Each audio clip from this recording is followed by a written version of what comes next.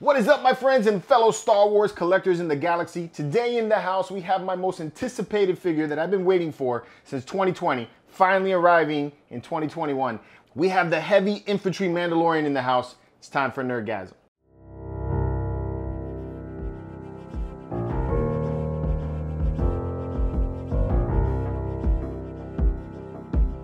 Welcome back, everybody, to another figure unboxing, a super exciting figure unboxing. I'm glad to have this one in the house finally. Paz Vizsla is in the house. No relation to Clan Vizsla, but Paz Vizsla, that's what this guy's name is. The Heavy Infantry Mandalorian from the Mandalorian TV show series. Season 1 was the last time that we saw him. He's presumed dead, but you know, we don't know. Nobody's really dead unless you see him die on camera, right? So I'm kind of hoping that he comes back for season 3. So this one right here I picked up at Collector Zone. It was no fault of theirs that it took this long to get here. There was like some extreme shipping issues due to COVID. So thankfully it finally arrived and we got it in the house. If you guys haven't checked out Collector Zone, you guys really ought to. It's a pretty cool place to go to find high-end collectibles. You can find Hot Toys, you can find Sideshow, Prime One Studios, and a lot of other high-end collectibles like that. So if you're into that kind of stuff, go check out the website. I'll leave a link in the description below for you guys to get to it. They offer payment plans. They have some pretty good discounts on figures there and statues. And the owner, Marcos, is a really cool dude to deal with. You can check them out either at collectorzone.com, or you can go to the Facebook page Collector Zone Cantina, and you can talk with Marcos there and he can get to know you, and it's a very personable experience. So check them out when you have the opportunity. Also, we are on the road to 30,000 subscribers. I keep telling you guys this in every video that I do, is because I want to nail this and drill this into your mind, into your skull. We are trying to get to 30,000 subscribers. We really want to get to 50,000 subscribers, hopefully by the end of this year. Seth is really trying to push us to get there even faster, but I'm being kind of modest and I'm hoping for at least by the end of the year that we can make it to 50K. But we need your help, you guys, to do this. We need you guys to be watching all of the videos that we put out. It doesn't matter what we put out. It doesn't matter if Seth shows a haunted house or if I'm doing an unboxing of a badass Rancor. We need you guys to check out all of our videos and comment, share them out, do what you got to do to get other people to see our channels, because we put out some pretty good content here and we really want to get that out in the world. So help us get to 30,000 subscribers by liking, subscribing, sharing, and turning on notifications so you can stay up to date on all of the content. All right. So the Heavy Infantry Mandalorian, Paz Vizsla. I have been wanting this figure, bro. You guys don't even know, man. This thing. So I have the Black Series figure, very difficult figure to find. This one comes out. It's on back order, or it seems to be, just doesn't seem to be taking and shipping for anybody, but it was on pre-order on Sideshow site up until recently. It's now waitlisted full. That's how popular this character is. I think as far as looks go, he looks even cooler than the Mandalorian, who's the star of the show. And it's, I just love the way the suit looks. And I think a lot of other people feel the same way, and that's why this guy sells out so freaking fast of everything. So if you are lucky enough to get your hands on this figure right now, congrats, man. This cost around $280 initially, plus shipping. But now I think on the flip, it's closing in on about $500 or more on eBay if you want to get one on the flip. And thankfully I didn't have to do that. So, but yeah, that's what we got right here. Let's take a look at the box real quick. So you know what time it is. Close up! All right, so here is your box. Just like every other Star Wars box, it's got the black with the gray sideways. You have the Heavy Mando right there. You got another picture of him down here, and it says Heavy Infantry Mando. You got this nice orange band that gives it a little bit of contrast to the look of the box. I always love the cleanness of the boxes from the Star Wars figures. Black and gray Heavy Infantry Mando here again. You got the credits here all on the back. Probably some warnings to let you know not to choke on anything. A real cool image of how he can look if you pose him that way. Disney Plus, because you get plus with Disney. And Heavy Infantry Mando, and we're back to the front. So let's see what's inside the box. Ooh. You get another really cool option for posing. I love this gun, man. I can't wait to pose him with that gun. You cannot pose this figure without the gun. You gotta have it. That is dope. All right, so you got that, and you can use that as your backing if you want to. If you want to take and post it that way, like if you have it like on a DTOF or something like that. And then you have the figure in the box just like that. So let's get it out of the box, take a look at all of the accessories it comes with, a little close up on the figure, and then we can see what the articulation is like. All right, so let's take a look at the accessories. First up, you get a slew of hands that you can swap out for. You got this straight looking hand like that for when he's flying. You got a hand for holding something. Who knows? Looks like a fist almost, but not completely closed, but for holding a gun, obviously. You have another one that looks exactly the same for the opposite hand. I really like the details that they have, like the blood on the armament there like that. That's pretty dope on the hand plate. Here's a closed fist. All right. You have one that looks kind of like a trigger finger. And you have another closed fist. Detail again looks really good. I'm digging it. You get a couple of flames out of clear resin from the looks of it, or clear plastic, and these are used for punching into the jetpack. You get a really awesome looking jetpack. Check out the details on that. That is really sick. Like all the weathering and the paint they did on it. Very nice detail work on this. All right, and then you have a couple spots right here for where you plug the railgun into, and then where it plugs into the back of the armor. All right, you get one real bad looking long knife, you know? This is like the Crocodile Dundee knife, man. It's like, that's not a knife, this is a knife. So really cool. All right, and then you get this really awesome heavy repeater railgun. I won't call it a heavy repeater though, it's because I think that's what they're called in Star Wars. Really dope, it's got a strap on it. Check out the details on the railgun though, man. I love the bluing on the front muzzles here like that, and the way that it's got these open holes. Looks like real metal. And then just the details all around the gun itself is just amazing. Really nice work. There's a foam that comes with it for protection when you're shipping, but that doesn't really like fit on that way, and it's where you can hold it. Really nice work. This part right here is flexible, and this plugs into the back of the jetpack so that he can use it. And then it has two mounting points over here for where you mount it into the jetpack. So awesome, awesome, really cool. You get with this one a waist grabber like that, and you get the heavy pole that you put that on so that you can have him looking like he's flying. So that's what you have with this one. I like waist grabbers. I'm not a huge fan of this base though. It's got a Navarro style base, Navarro style plate for the base itself. I like the one that came with the Mandalorian much better. It has more texture.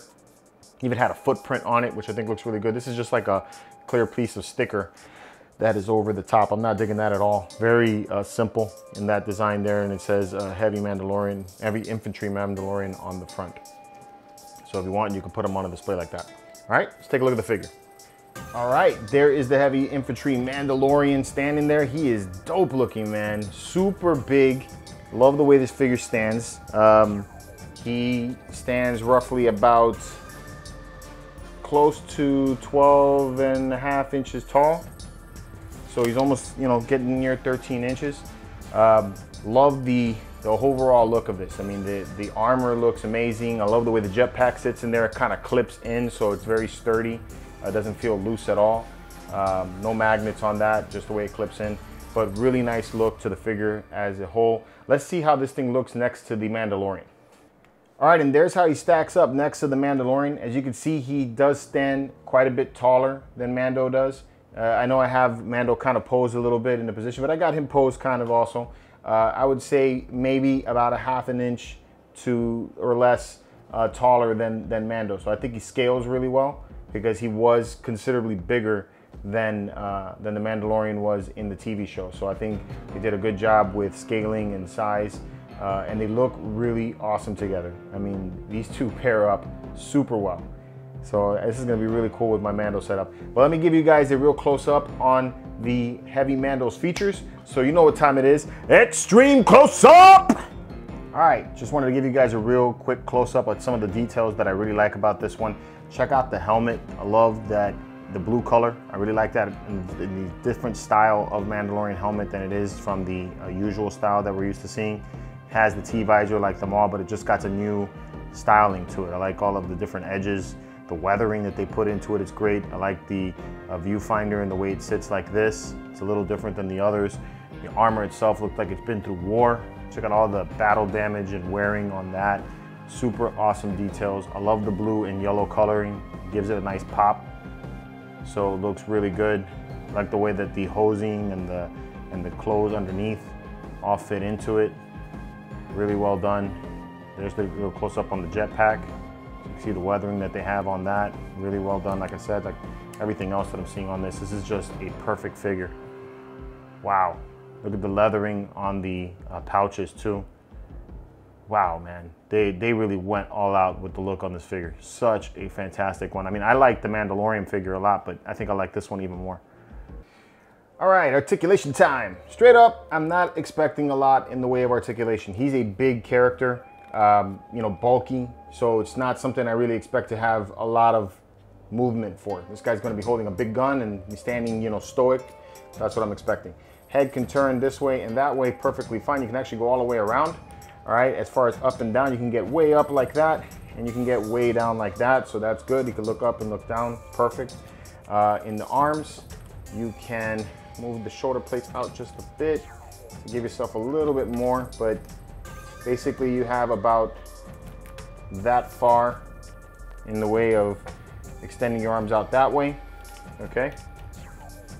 Forward wise, you have about that forward motion going forward, going backwards, about that far. The clothes get a little bit in the way, so there is a little bit of restriction in the movement.